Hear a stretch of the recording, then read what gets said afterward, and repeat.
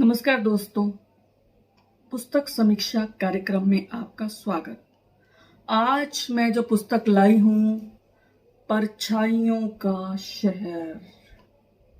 आप देख सकते हैं इसकी रचिता है मंजू शर्मा। तो दोस्तों, यह एक कहानी संग्रह है। मैं इसके बारे में आज बात करूंगी। कहानियां आसपास के परिवेश की जानकारी देती हैं, उनका आईना होती हैं। तो मैं इस पुस्तक के बारे में बता देती हूँ पहले कि बोधि प्रकाशन से आई है। मात्र 120 रुपए, पृष्ठ 96, पेपरबैक में 2021 में आई है ये बोधि प्रकाशन, मैंने बताया जैसे। और अब मैं परिचय देती हूँ मंजू जी का। मंजू जी का जन्म जयपुर में हुआ, वर्तमान में चूरू राजस्थान में रहती हैं। MA हिंदी किया इन्होंने, PhD की है और सह आचार्य व विभागाध्यक्ष हिंदी विभाग राजकीय लोहिया महाविद्यालय चूरू में है ये। इससे पहले इनका स्त्री विमर्श प्रकाशित हो चुका है और यह है इनका प्रथम कहानी संग्रह है और समर्पित किया इन्होंने ठहरे हुए लम्हात और बेनाम से दर्द को।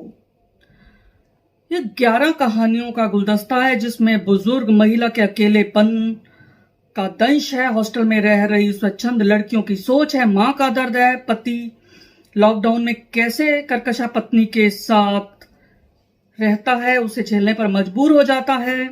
ये एक अनोखी प्रेम कहानी इसमें है। कोई स्त्री सवा सन की कैसे बनती है, स्त्री के स्वाभिमान की कहानी है।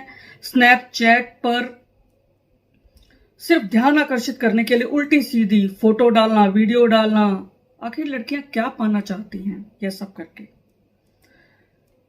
और नए जमाने की बयार बह रही है इन कहानियों में। जी हाँ, रोचक हैं, प्रवाहमयी हैं, बुनावट में परिपक्वता झलकती है, नई पीढ़ी को बदलाव के आईने में देखने का यत्न है इनमें। बिना कोई संदेश दिए बहुत कुछ सिखा जाती हैं ये कहानियां। सीधी सादी भाषा है और आज की पीढ़ी कैसी भाषा बोलती है यह भी बताया गया है इसमें। पिरोया है इसमें संवादों के माध्यम से और जो प्राकृतिक स्वाभाविक लगा, भाषा में बनावटीपन जो है कहीं नहीं लगा। और अब मैं बात करूंगी प्रथम कहानी के बारे में। प्रथम कहानी आवारा बच्चे। जी हाँ, आवारा बच्चे कौन होते हैं यह एक प्रश्न है, लेकिन इसमें इस कहानी के जो आवारा बच्चे हैं वह थोड़े अलग तरह के हैं क्योंकि वे आवारा होते हुए भी आवारा नहीं हैं। एक भावुक कहानी है। कूड़ा बीनने वाले बच्चे झरने की तरह निर्झर बहते हैं। 7 वर्ष की लड़की, 5 वर्ष का लड़का, भाई बहन है दोनों। कचरा बीनते हैं, घर के बाहर फेंके दोनों से जूठन को भी उदरस्त कर लेते हैं। गालियां खाते हैं, धक्के खाते हैं, मार खाते हैं। और इसमें बड़ा अच्छा एक वो लिखा है, इसमें कथोपकथन है कि कितनी तपस्या के बाद साधक जिस अवस्था में पहुंचता है, न सुख है न दुख, उस अवस्था में ये बच्चे कब के पहुंच चुके। अकेलेपन ने बुढ़िया को सिखला दिया और बुढ़िया को उनमें पोता पोती नजर आने लगे। बहुत अच्छी कहानी है ये। एक कहानी है गर्ल्स हॉस्टल। इसमें लड़कियों को धनवान पति चाहिए, इस मुद्दे को पिरोया गया है। लड़कियों को पिछलग्गू पति चाहते हैं।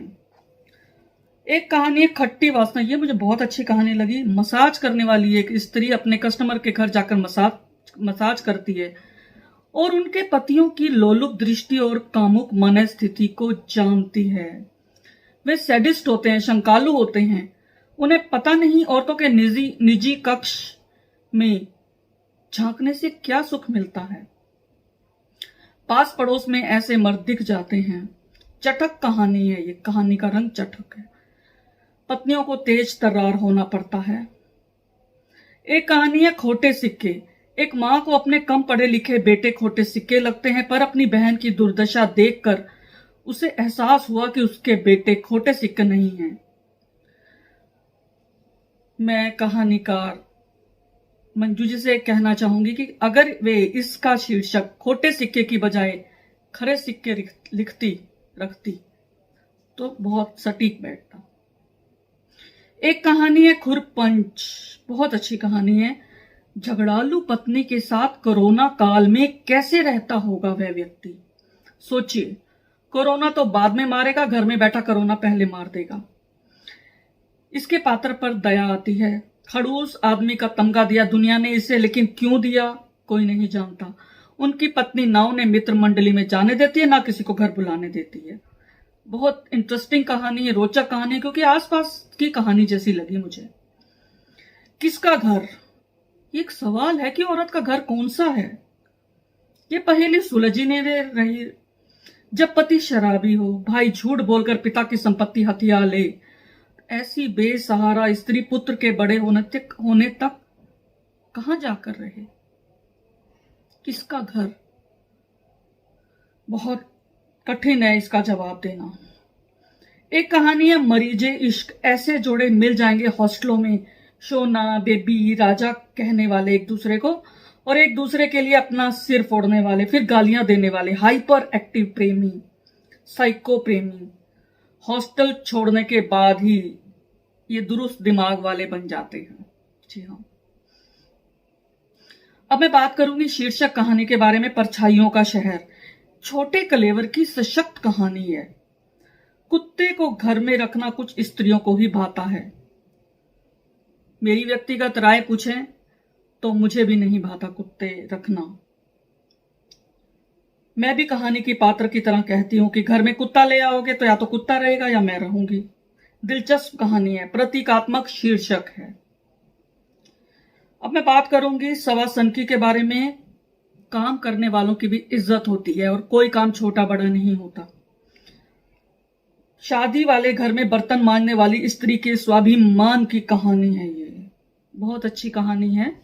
बड़े लोग नजरअंदाज कर जाते हैं और बेइज्जत करते हैं ऐसे लोगों को, लेकिन ये गलत है। अच्छी कहानी।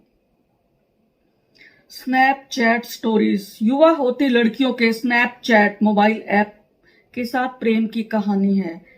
तरह तरह के मुद्राएं बनाकर, मुख मुद्राएं बनाकर फोटो डालना, वीडियो पोस्ट करना, सिर्फ इसलिए कि लोगों का ध्यान आकर्षित हो।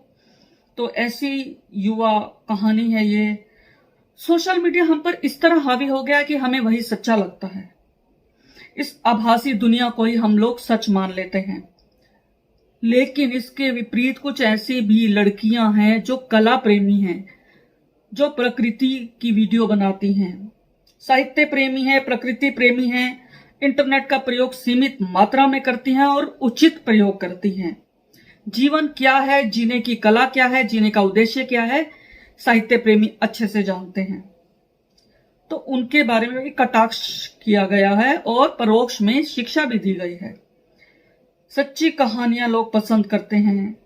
स्नैपमेनिया, उसी को लेकर कही गई है ये कहानी। तो परछाइयों का शहर मंजू जी को मैं बधाई देना चाहूंगी। पहला कहानी संग्रह है, लेकिन परिपक्व कहानियां हैं। सबसे बड़ी बात, प्रासंगिक है। वर्तमान में जो चल रहा है, समसामयिक इसको कह सकते हैं, उनको लेकर, युवाओं को लेकर ज्यादा कहानियां हैं। वे शायद शिक्षा जगत से जुड़ी हैं, इसलिए वे अच्छे से लिख पाई इसे, और मेरी बहुत बहुत बधाई उन्हें। तो धन्यवाद दोस्तों, फिर मिलेंगे अगली कड़ी के साथ। नमस्कार।